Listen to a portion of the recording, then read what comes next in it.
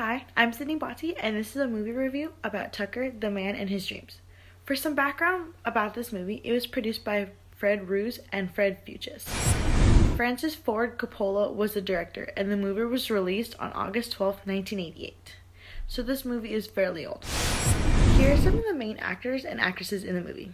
Preston Tucker is done by Jeff Bridges, Vera is by Joanne Allen, Abe by Martin Landau, Eddie by Frederick Forrest, Junior by Christian Slater, Marilyn Lee by Nina Simasco, Johnny by Anders Johnson, Noble by Corman Nemec, Frank by Marshall Bell, and Kirby by Jay Sanders. The movie's box office total ended up being $19.7 million.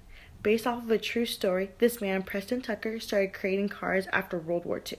His dream was to make cars faster and safer, but there were regulations and competition companies that were making it hard for him to carry out his dream. There were 3 big companies who didn't want to see Tucker succeed, and they tried their very hardest to make sure he didn't. One of the biggest struggles was him having to build a car he didn't even know how to build yet, and be a salesman at the same time and try and sell the car. Even though he's very optimistic and resilient, he made a very big mistake early on by telling the 3 big companies what was wrong with their cars. Tucker talked about how the front headlights were not turning in the direction that the car was going to, so if it was dark, you couldn't see where you were going at first. So this is how he was going to make the cars safe. So Tucker had 1 year to make 50 cars, while fighting against the government and the 3 major companies. Tucker ended up making all 50 cars, but sadly he broke part of his contract and was sued, and actually ended up losing his company. If it wasn't for how resilient Tucker was, he would never have been able to make his dream car. A few of my favorite quotes from the movie. The first one is, "Aw, what's the difference, 50 or 50 million? That's only machinery. It's the idea that counts, Abe. The dream." Right after Tucker wins his federal court case, Abe explains to him that they only got to build 50 of the cars. Preston responds with this line, showing us that the real triumph was that he achieved his dream of making the car.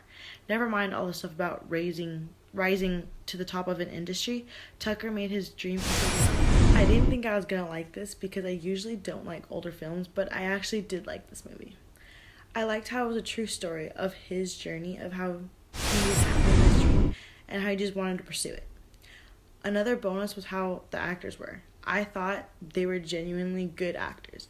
Like, they knew how to portray these people, and I think they did a really good job of it. I think this movie was actually kind of sad.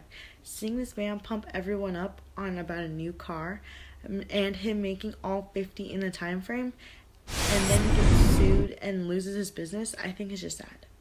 Overall, with a 10 being the best movie I've ever seen and a 1 being the worst movie I've ever seen, I'd give this movie a solid. Okay, that wraps up my movie review. Thank you for watching.